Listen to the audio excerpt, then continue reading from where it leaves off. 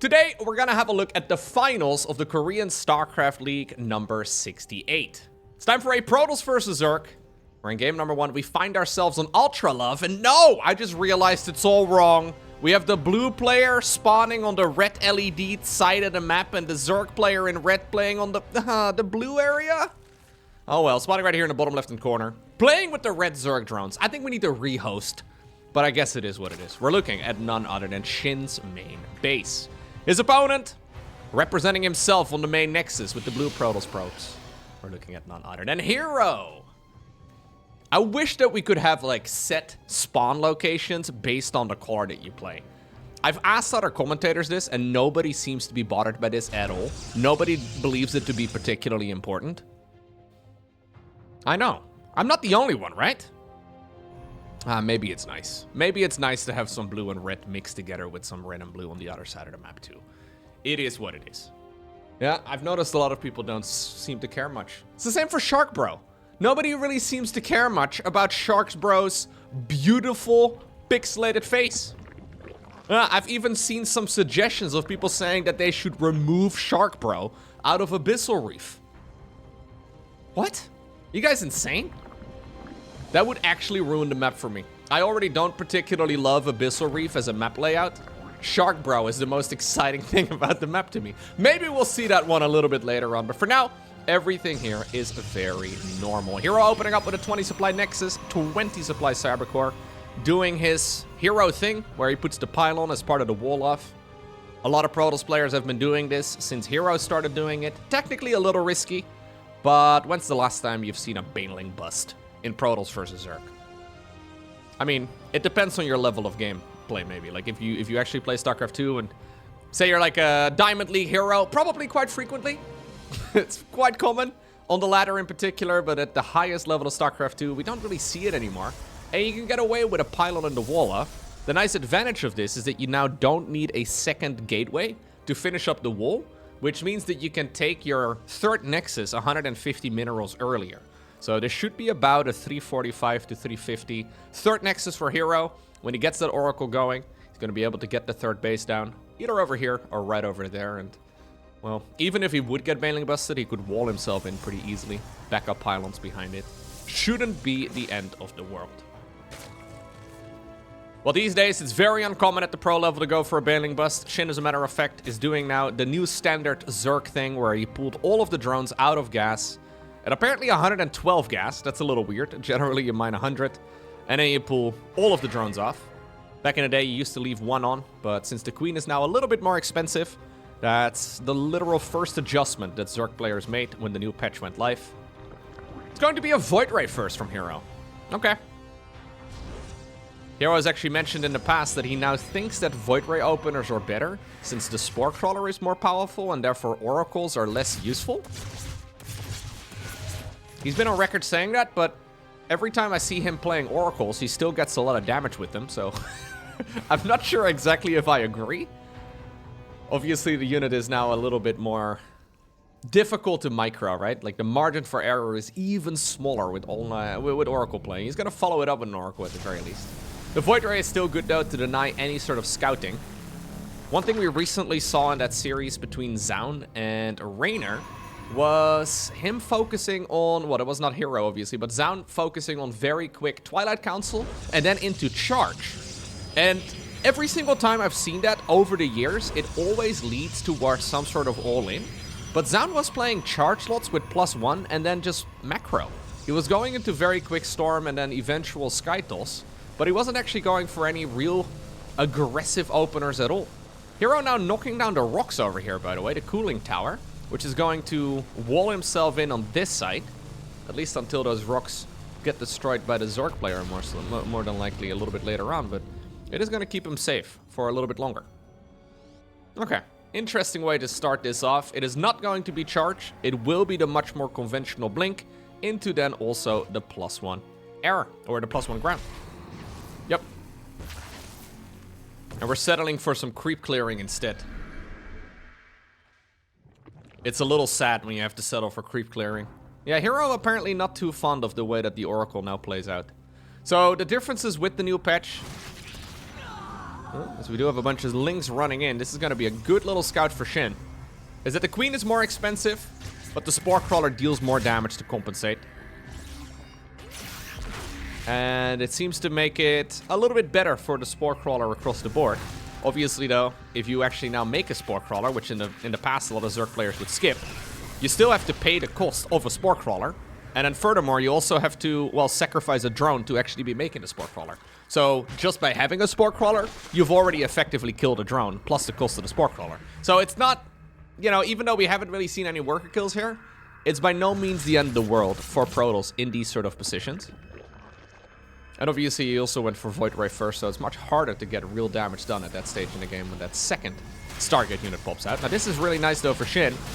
Grabs a bunch of free units. That Stasis Ward in the natural was a bit annoying. But he's going to be able to arrive at that Hydra Ling-based army here in just a moment. He's decided to skip the Roach Warren, which is something that Hero will likely be taking note of as well, because that is something that's technically very risky. As a matter of fact, he skipped a lot. So SHIN also did not go for a Baneling Nest, no Roach Warren, not a whole lot of unit production. He did not go for a fast Evo Chamber and +1 melee either. As a matter of fact, he doesn't even really have any units out that can benefit from those upgrades. Well, other than, I guess, the Queens for now. And he may pay the price for it. This is a bit of an awkward position. Wow, only a single Zergling there, setting it off, and that Zergling even died. Looks like the hatchery, though, is going to live for the time being, as we do have the Adepts shading forward. Stalkers decide to, okay, just get recalled back home together with the Oracles. He didn't really want to take any chances. I think that probably was the scariest moment in the game so far for SHIN, though, because he's now been able to get away with murder. He's got +1 missile coming up by the next time Protoss goes across. He should be able to get the ranged upgrade going here as well inside of that Hydra den. And it means that SHIN has got a really good set of production right now coming up. Now, Hero has not been slowing down economically whatsoever. He's gonna go, he's gonna go into Templar Archives. And the reason I went, is because SHIN decided to go into a Spire now. This is a strangely timed Spire. General timing for the Spire, well, is right when Zerg finishes up the lair. Usually Spires are rushed. Free Void Ray. You never look a gift Void Ray in the mouth. They have no mouths, so that, you know, makes it a bit easier. But going into Mutas from here is a little funky. Honestly, I wonder if SHIN can just double down on Hydra Ling and potentially even obtain the victory here. Probably not gonna happen. Also very difficult to really make that decision because there's a lot of things that need to go wrong. You can't really be relying on getting free kills, like for example that Void Ray. But I guess we're gonna make a lot of Zerglings now and go into a big clump of Mutas. And there's a very good chance that Hero is not gonna expect this at all, because Hero by now must have clicked on one of those Hydras and realized that this was not a +1 melee build, but a +1 missile one instead. Spire is just about to be done. SHIN is probably thinking the same thing that I was just trying to say, though. Like, I wonder if you could have just made another 20 Hydras and won the game here. I've got a feeling that this is not really that holdable. Now Mutas are coming. Stalkers are going to be quite good against them. Storm is going to be quite good against them. Archons are going to be quite good against them as well. Looks like the natural expansion is just going to get sniped. Hero just got obliterated. Stasis Ward, by the way, in the main base, on the ramp. Nice and all to keep the Zerglings at bay, but it's also keeping those Stalkers pinned inside of the main. Those Mutas are going to seal the deal. I think I'll have to do a countdown. As soon as the Mutas show up on the other side of the map, I think Hero is going to tap out. He doesn't yet know that the units are on their way. But I think when he sees them, we're going to see him leave. Calling it right now, okay? Hero GG in 3, 2, 1. Ah, man, can't win every time. I mean, he apparently believes that he can still catch up here, which he might just be able to be honest. It's just that he's in a really bad spot. It's just that, like, the Mutas are also a bit weird, though. The Mutas are... What are they achieving that the Hydras weren't already doing, right? If you know your opponent is going Stalker into Storm, like, what exactly do these very expensive units now achieve that the Hydras weren't already getting done.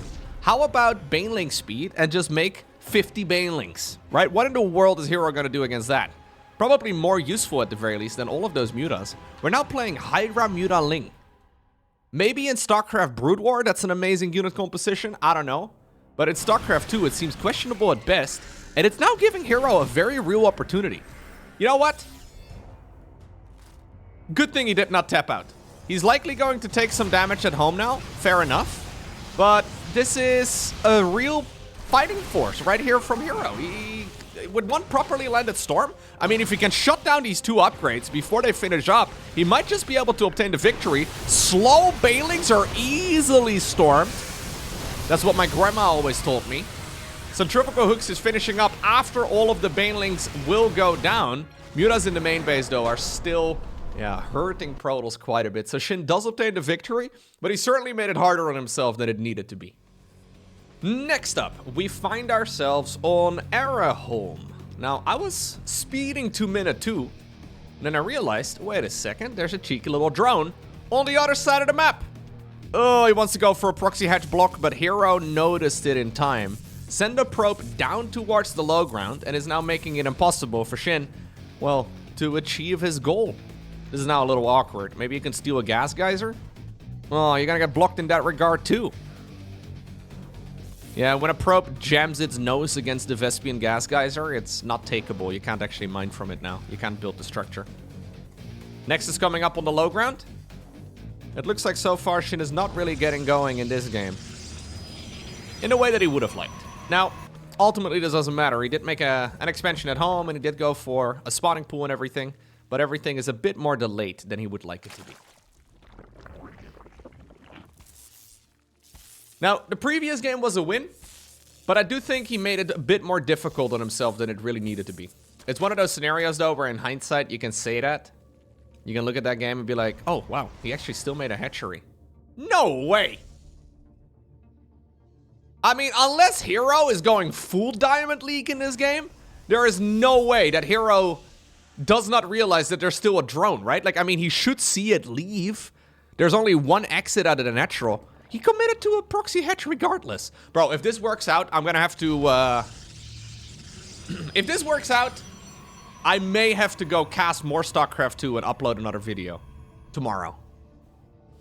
Yeah, and if it doesn't work, I may still do that anyways. But this is crazy.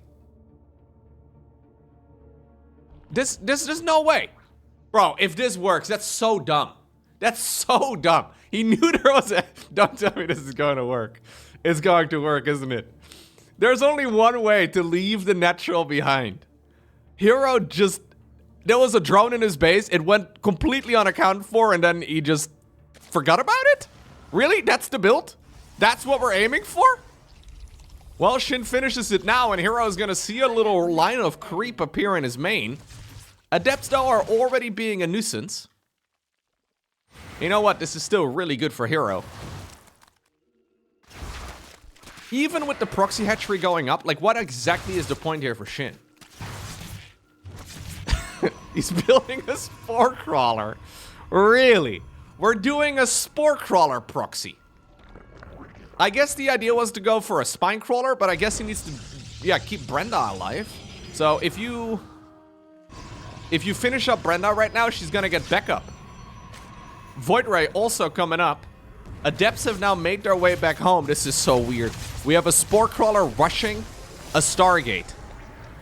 I mean, it's actually very difficult to get much done, but I love the shield battery reaction here from Hero. Very quick on his feet here, trying his best. A second spore crawler also coming up. Stasis Ward needs to get shut down, and it does get shut down. Void Ray just... This is a spore crawler all-in, guys. I don't think I've ever seen the spore crawler all-in before.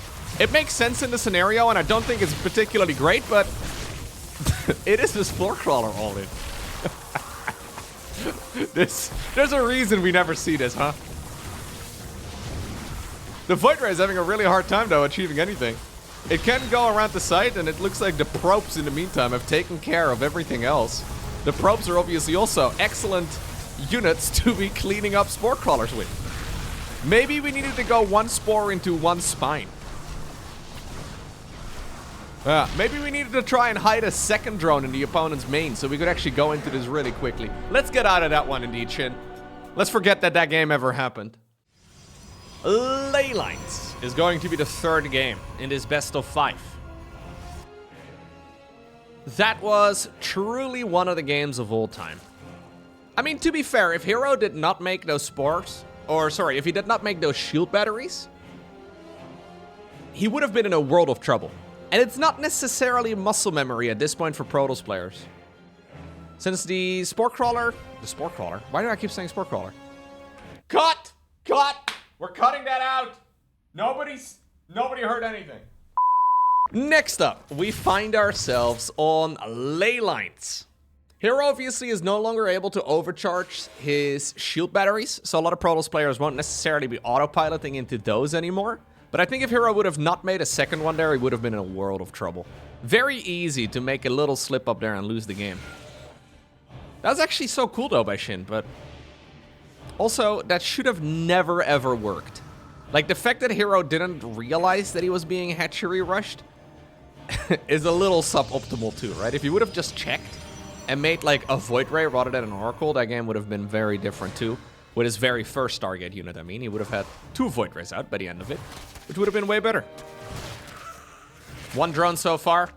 A Void Ray indeed first this time around. Not too surprising. Nothing all too weird. Yeah, and I guess with a proxy hatchery rush, it's technically also a bit weaker now. Because of the fact that the queen is more expensive. Obviously the hatchery is cheaper, but the second queen is going to be more pricey. Curious how that works. That's a little shame actually, I didn't really think about that too much, but proxy hatches are not really... I mean, it's already an extremely unlikely build to work in the first place, but I always liked them. But now it is going to be a lot more costly to make multiple queens. It really does add up. I know a lot of people look at that and are like, it's a 25 mineral difference. Like, how much can it really matter? Right? How does it really affect those builds? It affects them an insane amount. StarCraft 2 at a high level is all about tiny advantages that generally snowball ahead. So when everything is just a bit slower, even if it's just a couple seconds, it really does make a gigantic difference. Also, keep in mind that Hero has been playing in finals against Dark pretty much every week for like the last 2 years. Maybe a little bit less frequently these days. Actually, they don't really play that much against each other anymore, but Hero has been wrestling with Dark for a very long time, and he knows how to deal with those sort of situations better than any other Protoss player out there. So maybe also Proxy Hedge rushing Hero is just not the way to go, you know? Hero's now gonna try and build up some momentum throughout the series, as he's gonna try and see if he can get that Glaive Adept push out. Keep in mind that in the first macro game of this match... Yeah, oh, okay, I thought for a second he canceled it, but he did not. In the first macro match of this series, we did not have a Roach Warren at all. Shin this time around does make it. But Hero is still looking at this, and even when there is a Roach Warren, it's by no means a guaranteed hold. Glaive Adepts can still do a lot of damage. So far, Shin has seen 4 Adepts. Generally, you warp in the rest of them in a location, where they can't be spotted so easily. So there's an entire army of Adepts waiting inside of the natural expansion. This is something that needs to be spotted right here, right now. Resonating Glaives is just a straight-up attack speed improvement. This is a normal attack. Seeing like 5 Adepts go across the map, nothing all too weird. Lucky here, though, for Shinny, did make a lot of roaches. Nemetized Carapace coming up, so Shin actually wants to go for a queen drop on the back of this.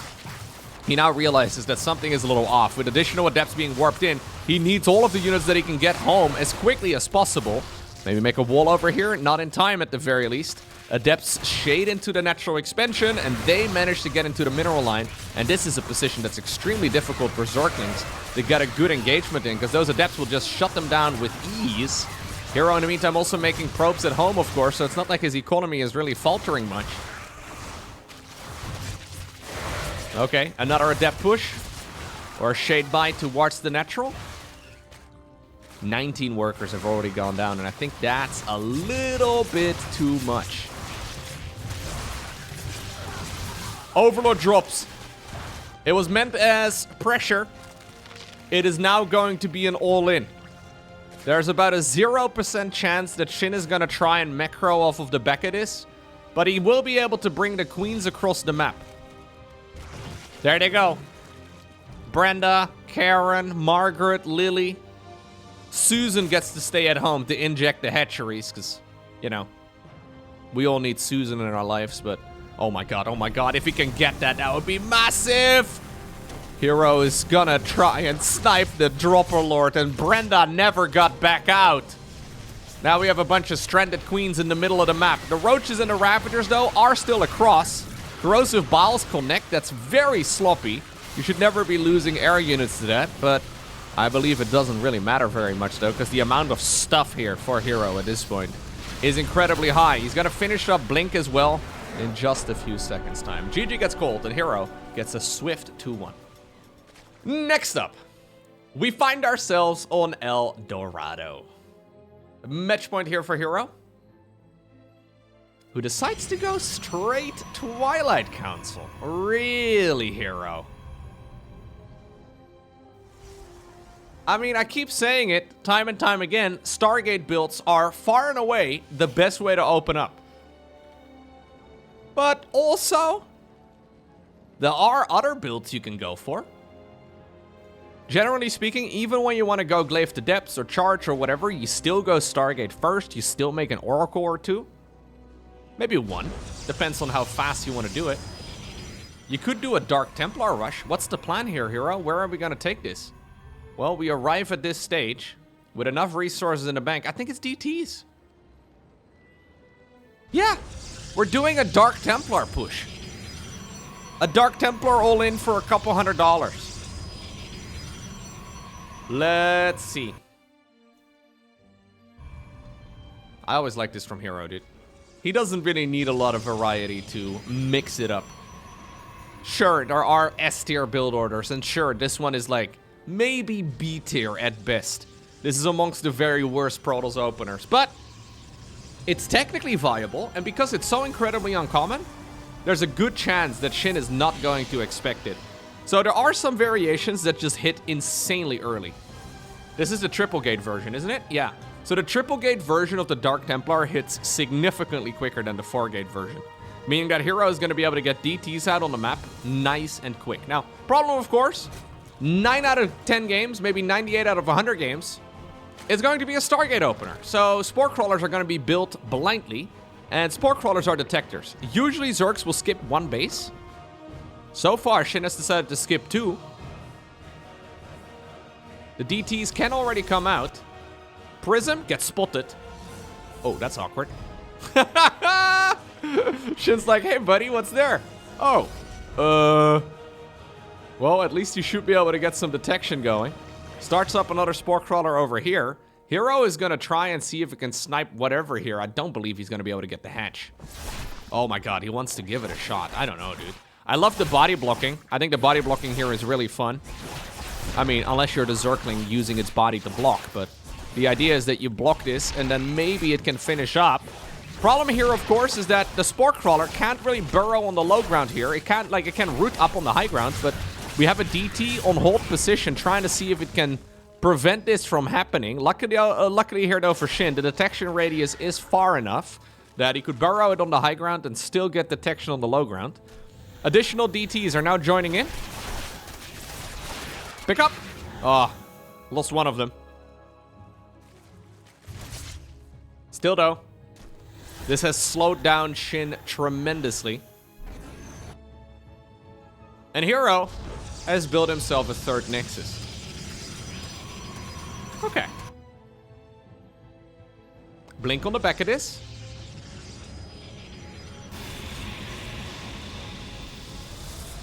We've got ourselves some nice bits of damage across the board.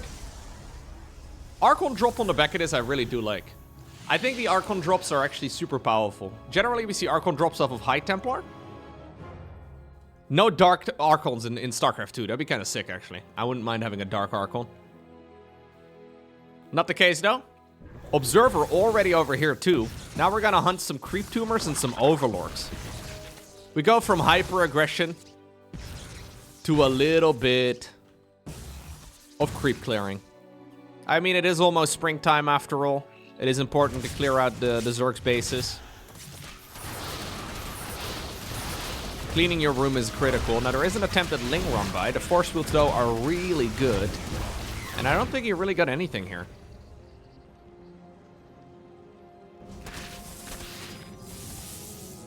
Okay. Yeah, honestly, very little. Roach speed coming up.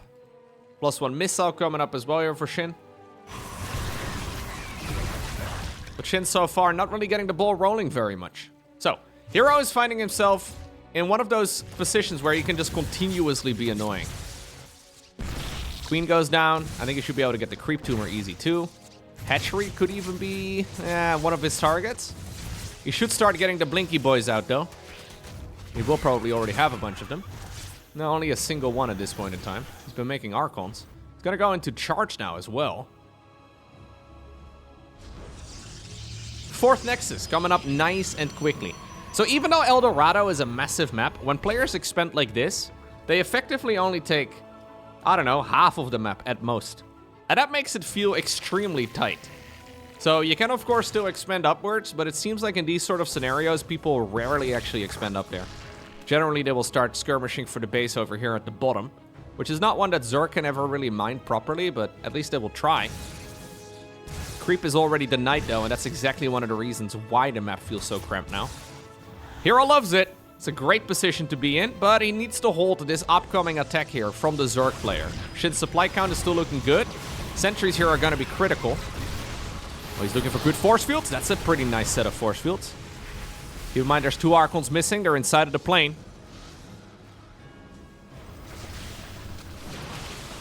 Might want to drop them down, dude. Maybe... Why are we not dropping the Archons? This is crazy to me. Why are we not dropping the Archons? They're so good. All right, aggressive blink forward. Now we drop them down. Trying to see if we can get maximum value out of them. Picks them back up again. Great control here, actually, by Hero, who's now starting to chase down some of these units. Hero's at 72 probes versus 57 drones. He's got the better army. He's winning in every department of the game. He's got more tech as well, as he's now adding in a Colossus. Don't really know if I like the Colossus too much, if I'm being honest, but he doesn't really know exactly. Oh god, a lot of corrosive vials. Oh god, don't just die to corrosive vials, please. Bit sloppy there, but he's getting a lot of vials to the face. I think he's got the numbers though. I believe he just simply has the numbers to be able to overwhelm the Zerg at this point in time. Hero trying his very hardest to sabotage his own game there at the end, but he did not quite get the job done, and that's good for him, because it means that he obtains the victory in this Korean StarCraft League Finals 3-1.